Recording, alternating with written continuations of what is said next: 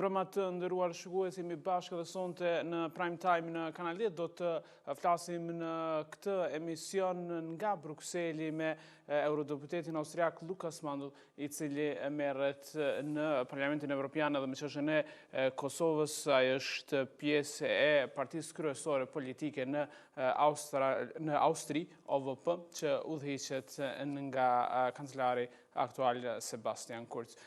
Greetings from Pristina, Mr. Mandl. Thank you very much for talking to Channel 10 today. Greetings from Brussels. Thank you for having me. First of all, I want to ask you about your connections with Kosovo. Our viewers want to know, why are you specifically interested about our country? Well, I'm a representative of the citizens of my home country, Austria, in the European Parliament, and I try to take care of Europe with more strength to the outside and more freedom to the inside, and of course for a future with the European Union which will take care of the whole European territory and which will provide each and every European also with a European Union citizenship. This is what Europe will make strong to the outside in the future, and that's why the Western Balkan countries, all the 6 of them, are very important for the future, not only of the citizens of these 6 countries, but for all Europe. That's I would say, a geopolitical explanation, and then there is a personal reason.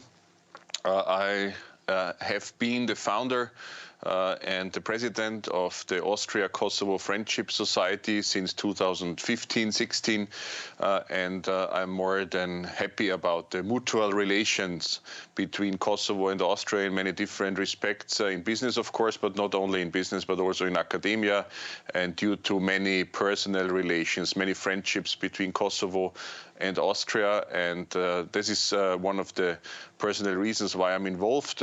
Actually, and recently, I was negotiating the Kosovo report in the European Parliament, since I'm the head negotiator of a European People's Party group in European Parliament on Kosovo. I'm heading the Parliamentary Friendship Group, which is multi-partisan in European Parliament with Kosovo, and I'm more than happy to contribute, of course, to the future of Kosovo in a European perspective, but to the future of all the other 5 Western Balkan countries as well, again, because it's in the interest of all Europe. Let's talk about some pressing issues, and the first of one is the pandemics and the vaccines. Just yesterday, Kosovo got 4,000 more vaccines, this time coming from Pfizer and coming from Austria, actually, your country. But the first batch was 24,000 from COVAX, and people want more vaccines. It's a small number, and the need is much bigger. Yeah, it's the same all over the world, that people want more vaccines and faster. What we have done in our parliamentary work in European Parliament from the very beginning of the pandemic is to urge the European Commission to include the Western Balkan countries into the crisis response as if they were EU member countries, so not to make any difference in that field, because the pandemic is something the whole world is affected of. Each and every human on this planet is affected by this pandemic, and mankind is obviously a family, belongs together and is interdependent. And that's why it's so important that we help each other, especially in our direct neighborhood. And Kosovo and the Western Balkan countries are in our direct neighborhood.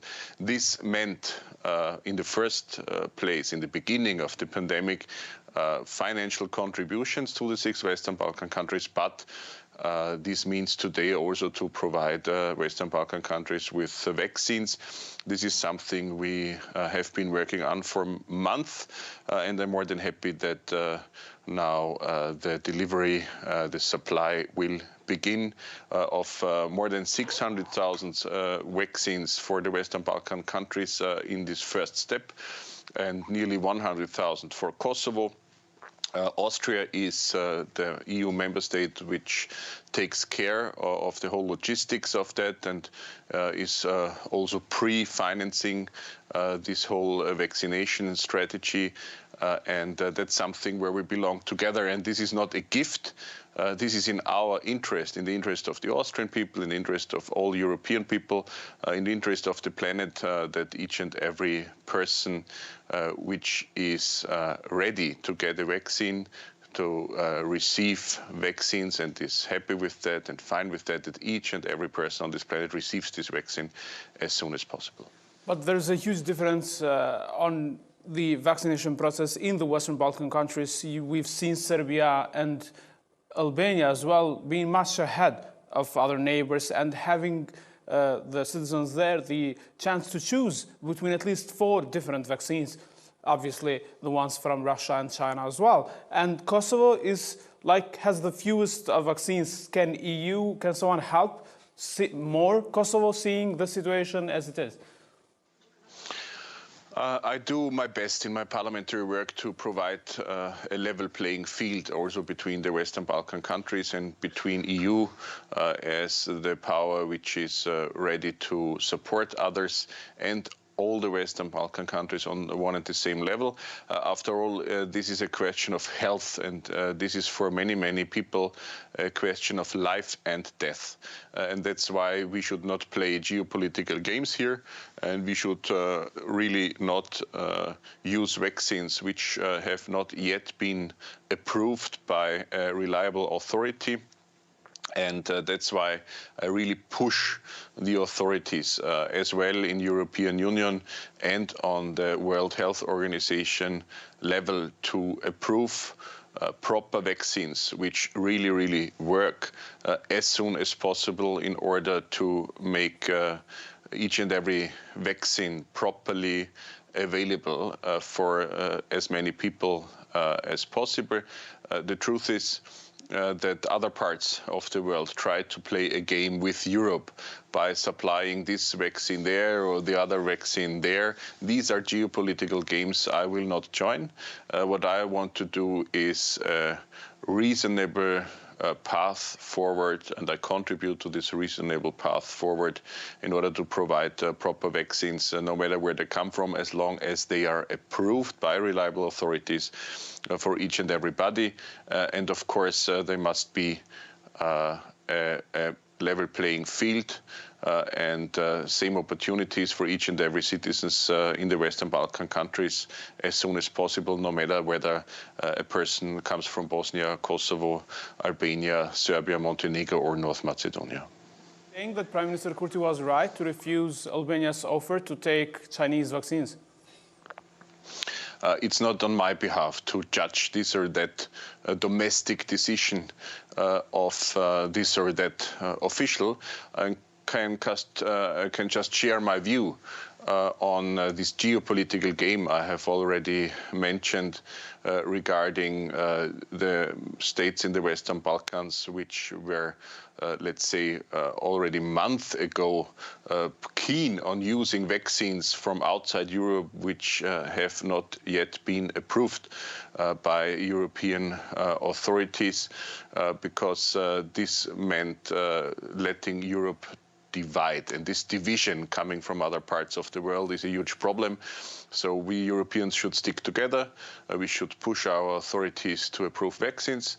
We should do the best that we can, that each and every approved vaccine is available in a large number and that many, many people receive these vaccines. And I'm happy to say that as of this week, the Chinese vaccine is already on the path of approval by the European authority, and that's a major step forward. That means in a few weeks, hopefully, maybe in a few months, it will not matter anymore where a vaccine comes from, because all the vaccines which are proper and ready to use will be approved by the European authorities, and then we Europeans will be fine to use them, and that's the future perspective I see. The last about this, the former health minister in Kosovo, Mr. Zemaj, he was telling us that the Kosovo government was in negotiations with an Austrian company who was developing a vaccine. I don't know if this company ever got the approval. It should have been by June, I think. Is there an Austrian agency developing a vaccine, and could it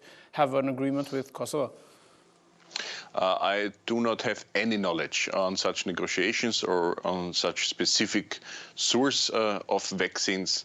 I try to contribute on a parliamentary level to, let's say, each and every willing to provide vaccines as soon and as much as possible, also to Kosovo and also to all the other Europeans. Okay, let's talk about the new Kosovo government. You've had in the European Parliament, in the Foreign Affairs Committee, Prime Minister Kurti just last week. How was it? I mean, he had a speech there, which was widely shared here in Kosovo as well.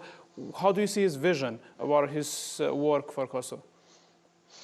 I highly appreciate his decision to visit as his first foreign visit Brussels, because Brussels is the capital of all Europeans, no matter whether they are yet EU citizens or not. This was a very positive sign. I also appreciate that Albin Kurti and his political party kept the promise from before the election to create a broad alliance with Vjosa Osmani as a new head of state, and hopefully also ongoing with a multi-partisan approach in the Kosovo parliament. You have to understand it's absolutely not on my behalf to intervene in any party politics in Kosovo. What I'm interested in and what I recommend as someone who really feels friendship with the people of Kosovo is stability. Stability in a political sense, stability in the Kosovo parliament, stability in the government of Kosovo, and of course stability by the head of state, the President Vjosa Osmani. And that's what I have experienced since the beginning of this new mandate in Kosovo. And this is so important because stability is the core precondition for reforms. Domestically, it's also an important precondition for the so-called Kosovo-Serbia dialogue, which is of essential importance for the European perspective, not only for Kosovo, but for Serbia and the whole region. And this is again of importance for whole Europe. And stability will always be and also be important for all the foreign relations and global relations for the Republic of Kosovo. And this is what the people of Kosovo deserve: stable structures in domestic politics in order to be stronger to the outside and to have a good path, a positive, proper path to a European future and to better living circumstances in the future. So the presence of Prime Minister Albin Kurti in the European Parliament was broadly, highly appreciated. His speech was very informative, as well as well received by all colleagues I have talked to. I was happy to have the opportunity now with this new government and new political situation in Kosovo to have these talks.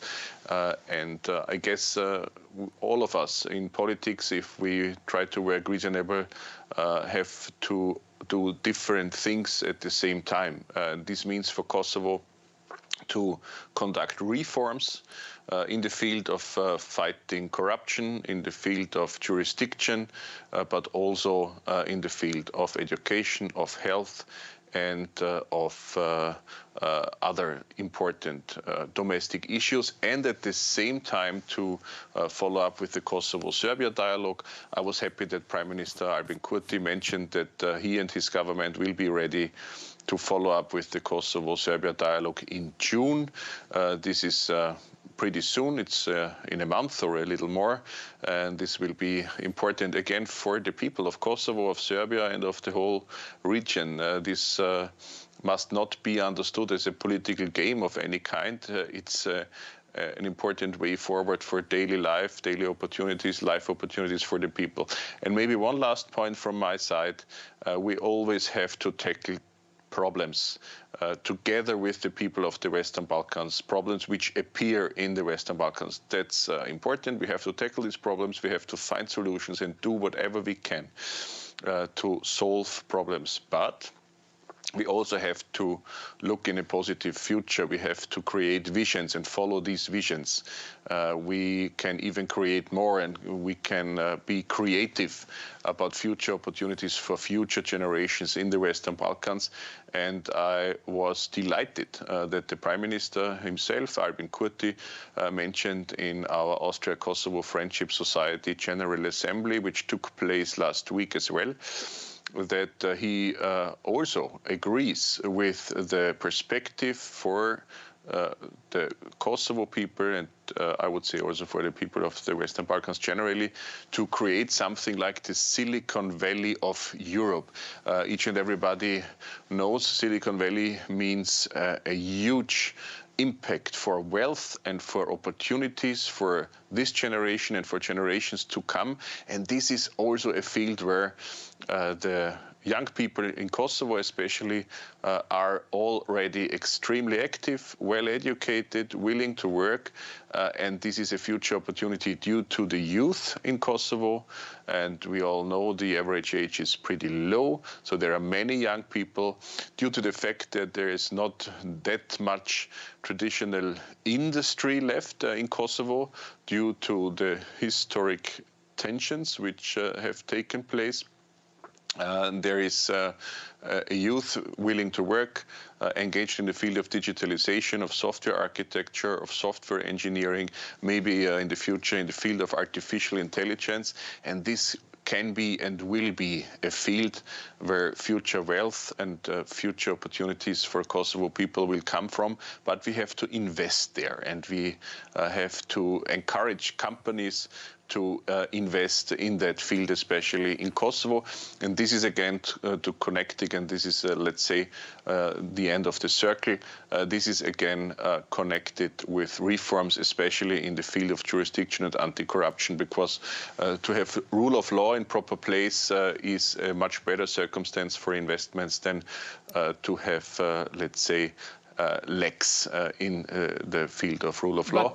But political stability is needed as well. This is why this mission seems so important to me. Yeah, but political stability is needed as well. And Prime Minister Kurti, in one more occasions, has said that dialogue is not his first priority. Actually, he first said it's his 7th priority, then his 4th. So for you, he says that his main priority is tackling corruption and organized crime. What should come first? This priority or the dialogue with Serbia? Each and every elected official or government official, like Prime Minister Albin Kurti is, decides himself or herself what the priorities would be. I can only share my view from the European perspective and from Brussels. There are priorities on the agenda. It's not on anybody's behalf individually to choose whether one issue would be a priority or not. The dialogue between Kosovo and Serbia is, no matter what a specific opinion this day or the other day from this side or the other side would be, Kosovo-Serbia dialogue is essential and an important point on the agenda for the future of Kosovo, Serbia, the Western Balkans, all Europe, and actually all the world. Even the new US administration has positively contributed to future perspectives between Kosovo and Serbia. We all have to do things at the same time, and I'm absolutely confident, also especially after the visit of Albin Kurti to Brussels last week, that he and his government, the head of state Vjosa Osmani, and all reasonable officials in Kosovo from many different parties will be capable of doing reforms domestically on the one side and also following up with the Kosovo-Serbia dialogue on the other side. We don't have time to choose the one or the other. We all have to contribute to positive developments in all these fields. They are also interdependent, as already mentioned, and I will do my best to support whom? The people of Kosovo on this path, because that's what I have mentioned, is what the people of Kosovo deserve, not less than that all the issues will be solved domestically, Kosovo-Serbia dialogue, foreign policy, and also future perspectives which can create future wealth, future opportunities will be realized. How should the dialogue continue, Mr. Mandl? It's been 10 years now since the first meetings started. What's the end? When is the end? How it should look? The result of the dialogue will have to be mutual recognition of Kosovo and Serbia. This, in my view, will also open the door for recognitions by the small minority of EU member states which have not yet recognized Kosovo, as you know, because in all these cases, on the one side, this non-recognition relies on domestic issues and is sometimes claimed as connected to the Serbian non-recognition at this very moment. So mutual recognition, but even more than that, a good neighborhood, good exchange will be the future. Actually, the Kosovo-Serbia dialogue can be a role model for the world that conflicts due to ethnicities, religions, nationalities, ideologies in history, which have caused so much harm to so many people.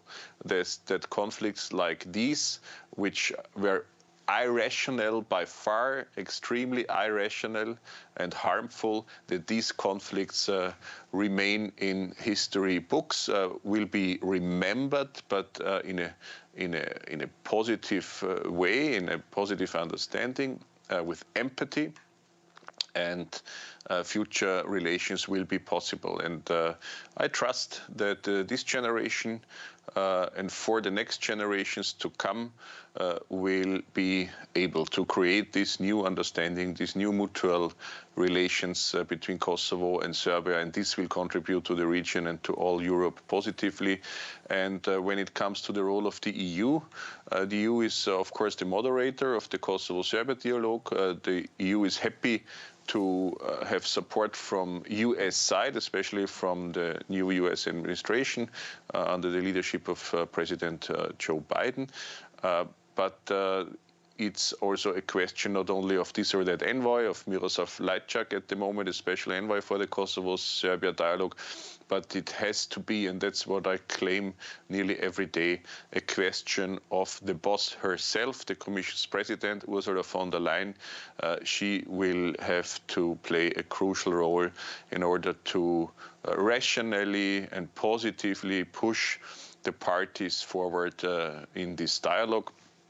And of course, I appreciate that the Prime Minister Albin Kurti has mentioned that Kosovo is not an issue of the dialogue, but a partner within this dialogue. That's also something he claimed in European Parliament, and I only can underline that there are two countries talking to each other mutually and talking to the democratically legitimized representatives of these two countries. And that's what the whole Kosovo-Serbia dialogue is about. But it is about compromise as well, the calls from EU and even from the US in a letter of President Biden to President Osman. He said that Kosovo should be ready to do compromises within the dialogue. And here the discussion is, what can we give more? What compromise Kosovo has to do in order to get the Serbia recognition? You have to understand, I'm working here on a parliamentary level in order to represent the people and to work on behalf of the people in the first place. Secondly, the dialogue like this is clearly something that has to be affected not by legislators, but by the executive branches. That's why the government of Kosovo is involved. That's why the government of Serbia is involved. That's why the European Commission is involved. The role of parliamentarians is to draw a positive picture of future opportunities, and that's what I do each and every day. Not sitting on the table during these negotiations in the Kosovo-Serbia dialogue, it's not on my behalf, and it would be, I would say, highly unreliable. It's not on my behalf to mention this or that concrete compromise opportunity for this or that question. This is something in a positive atmosphere, and atmosphere is important for negotiations. In a positive atmosphere, the parties within this dialogue have to work out with, I would say, positive emotions as much as possible, especially thinking about their own children and the future generations, which deserve better circumstances in the Western Balkans. And this must be, let's say, the mindset for all the talks ahead. But as long as there is no agreement, there are so many speculations on how the agreement will look like, and we've been talking about two so-called non-papers which were published. The first one's allegedly written by Janë of Slovenia, like claiming a big Serbia and a big Albania as well, and the second one allegedly written by France and Germany officials, which actually gives Serbs in Kosovo so much autonomy, a special district in north of Mitrovica. What do you make of those two non-papers? Nothing. They are not of interest. They are not of interest for me or my parliamentary work, and I encourage each and every official to rely on papers, not on non-papers. There are many papers. Even the European Parliament has decided on one a month ago, the Kosovo report of European Parliament. Also, the reports for the other Western Balkan countries were voted in European Parliament a month ago. We just have to understand there are powers on the planet which want to divide Europe. They want to divide us. And one attempt against us in that manner are non-papers. We should not play, we actually must not play this game of non-papers. Let's rely on papers, let's rely on arguments, on facts and figures, on reliable persons which are existent on each and every side, Serbia, Kosovo, or the Western Balkans, European Union. Let's create coalitions and alliances of the willing for freedom and peace and mutual understanding. And obviously, these non-papers which have been released seek the difference. They don't seek freedom, peace, and understanding. They seek harm and division. That's why they must not be of interest to anybody who wants to contribute positively to the future. And you say they come out of Europe? That's not something Europeans would want. What is included in these non-papers is the difference of what any reliable European official can want. So Slovenia wouldn't be interested in what it was written, because Slovenia knows best the region, being part of the region of the Western Balkans. The Slovenian government had personally mentioned that Slovenia was not involved into the creation of this non-paper. I'm confident that the democratically legitimized representatives of member states of the European Union, of future EU member states, and of other democratic structures are reliable, and we can talk to them, and we can be confident that they put in papers what their opinion and position would be, and not in non-papers. I guess as much or as more as we talk about these non-papers, the more we fulfill maybe the goal of division against Europe, which will only do harm to us. Let's talk about reasonable arguments, positions, opportunities. Yes, but recently in an interview you said that the only official you knew that was interested in land swaps between Kosovo and Serbia was the former president Hashim Thaçi. Do you know it like he was engaged, or do you take it from his public declarations and stances before he left Kosovo? That's a completely different field and a completely different question. Of course, what I'm talking about is what was publicly said and in official talks said. This is the past. This was one suggestion. In the past, it was a proposal which has been rejected since then by nearly each and every other Kosovo official or Kosovo citizen, at least I have talked to yet. And that's why it's just obvious that border changes would mean to put the horse before the cart, because it's obviously not a path to compromise. It's quite the opposite, and that's why we have to find different solutions, different compromises, different fields to find compromises. The border changes are obviously not among reliable future opportunities.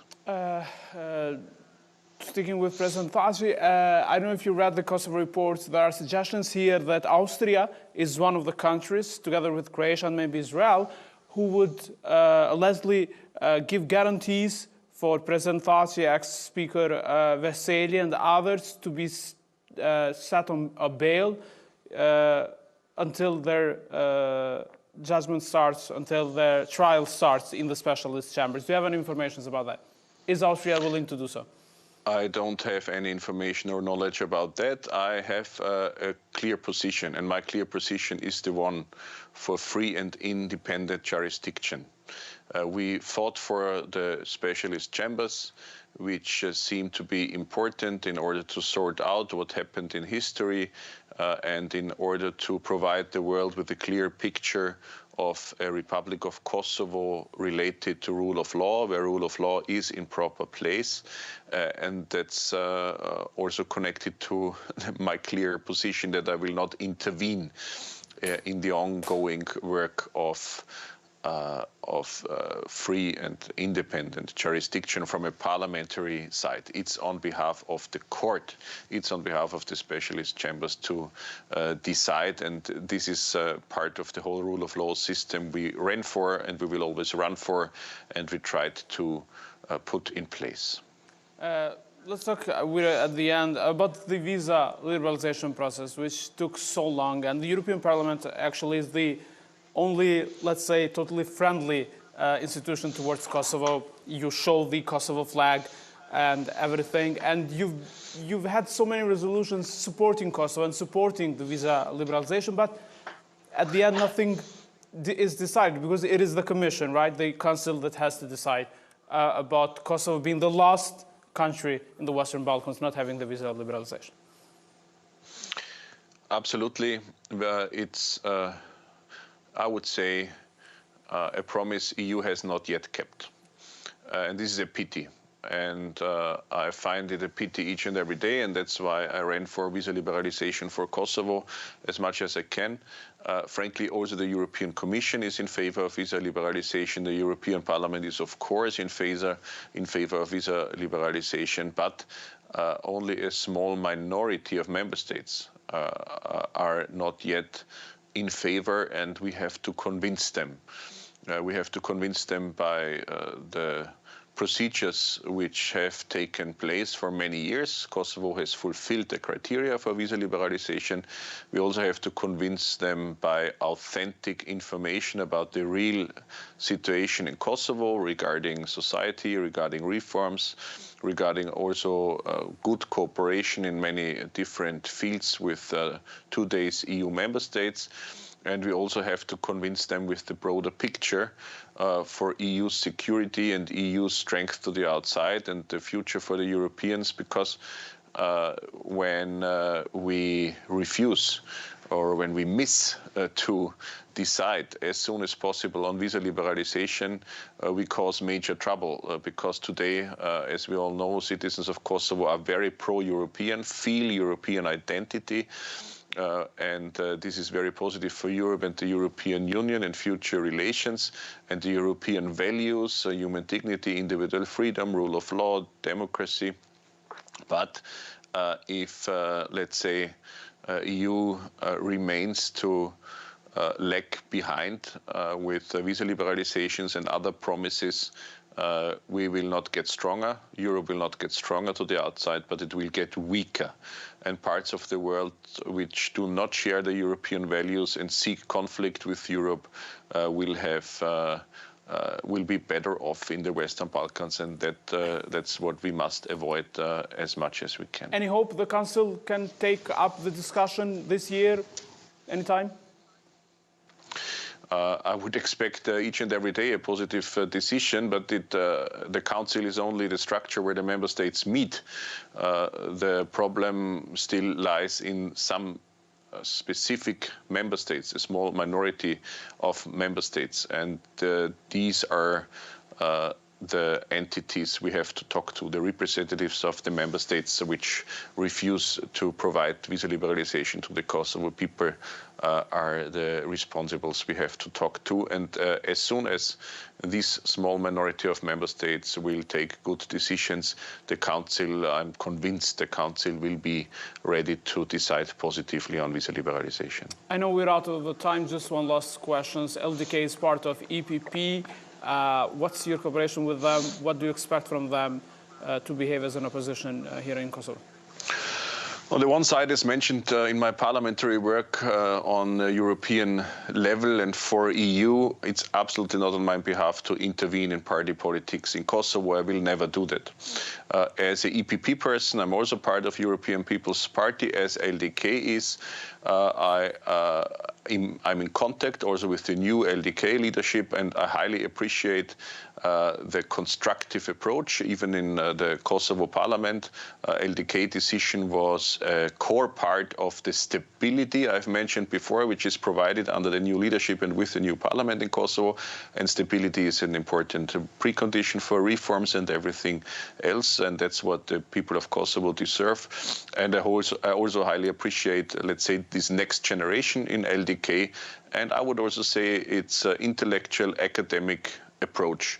There are well-educated people who really want to contribute to the better of their people. That's my experience. That's in LDK. That's not only in LDK, of course. Also in other parties are good people in Kosovo. That's why multi-partisan cooperation seems so important to me. And I'm happy to have very good contacts and positive relations with representatives of LDK, but also of other parties in the Kosovo parliament. Mr. Mandl, thank you very much for talking to Channel 10 in Kosovo tonight. Thank you for your interest. All the best to Prishtina. Faleminderit. Faleminderit shumë. Kemi qenë të nderuar shikues nga Brukseli me Eurodeputetin austriak Lukas Mandl. Dhe e përfundojmë këtu këtë emision për sonte, si zakonisht pas pak vjen Politiko me kushtrim Sadiku, vazhdoni të qëndroni me programet tona. Natën e mirë.